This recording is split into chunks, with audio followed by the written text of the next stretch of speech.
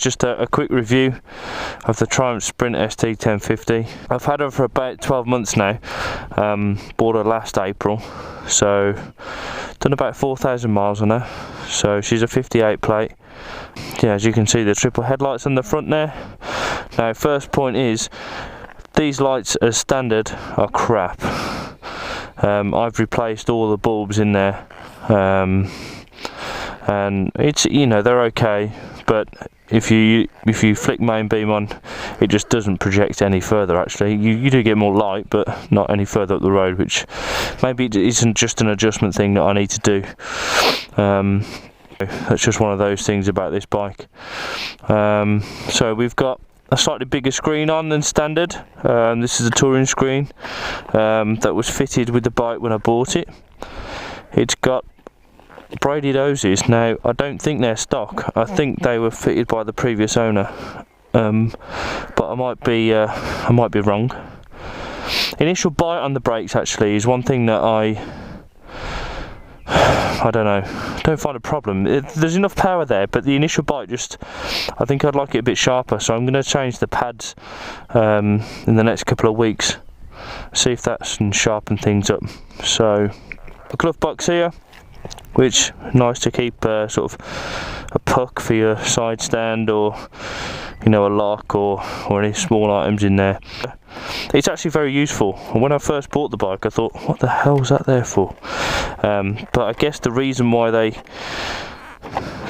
built the bike like that is because there is absolutely zero access to under the seat even, which is a bit strange considering it's a sports tourer. Basically, you have to get the seat off, you have to take out these two Allen bolts here, which are a complete fiddle and a bit of a nightmare. I don't know what they were thinking when they designed the bike and thought that that would be a good idea, but hey, I'm not a bike designer. So 3 clocks, as you can see. We've got time of day. Oh, sorry, we've got 2 trips, mileometer, time of day, miles per gallon, average miles per gallon, tank range, very useful, miles since last reset. You've got ride time, average speed, top speed, and time of day. I seem to have a bit of a love-hate relationship with this bike. I don't know why. I'm not a particularly difficult person to please, but with motorcycles I just haven't seemed to have clicked 100%. But that said, the longer I ride this bike, I think the more I do like it. She does everything. It's comfortable. This is an aftermarket seat, the gel seat, which is comfortable. I've not had a pillion on the back, but you know, there's a good amount of space there, decent padding, nice big grab rail. Whether that would be any good or not, I'm not sure. I know one of the common complaints is that when you've got the panniers on, there's not much foot room for the pillion to have their feet. I haven't had that problem yet, if I ever will. So nice big tank. I think it's 21 litres the tank, so you can get a true 200 out of it, definitely, if you're touring. If you're ragging it about a bit, you're not going to get that, but just steady motorway cruising speeds, you're going to get 200 out of a tank. Mirrors are foldable, he says, so they fold up nice and neat to protect them in the garage. Indicator bulbs in the mirrors, which is cool. Yeah, so I've changed from stock, I've changed the tyres. I've got these Michelin Pilot Road 4s, which, with this Sipe technology, which I've found to be a great tyre.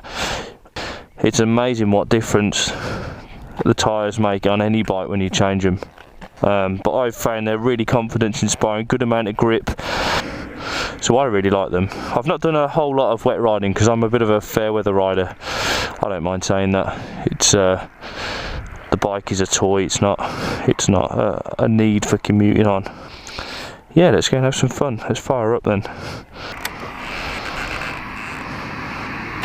Nice sweep of the dash when you turn her on.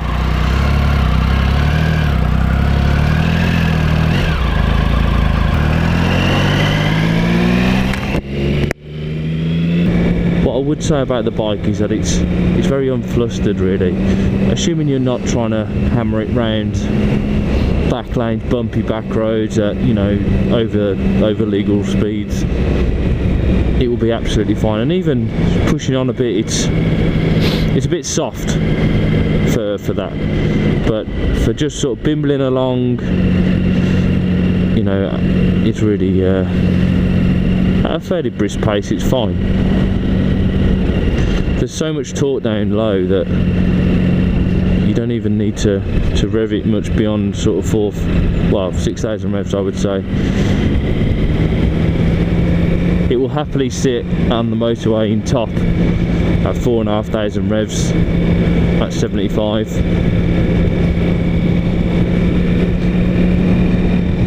No, and it redlines out at 10. But talking of weight, it's about 250 fully loaded with fuel, with, you know, oil, water, everything, with wet. I don't know that for sure, but that weight is, you don't feel it. As soon as you get on the move, you don't feel it.